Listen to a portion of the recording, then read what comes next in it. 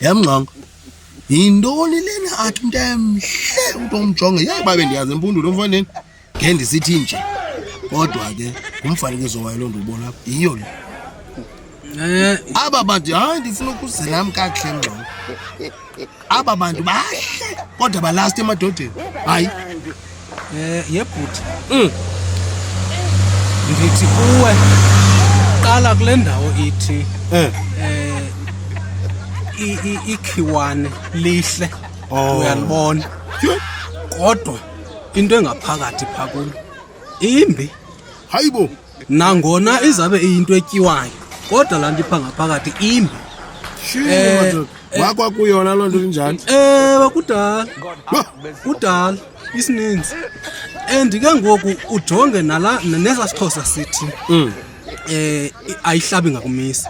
hey njembe ngahlabi ngakumisi zintle impondo kodwa ayikwazi uzisebenzisa sitho sasiXhosa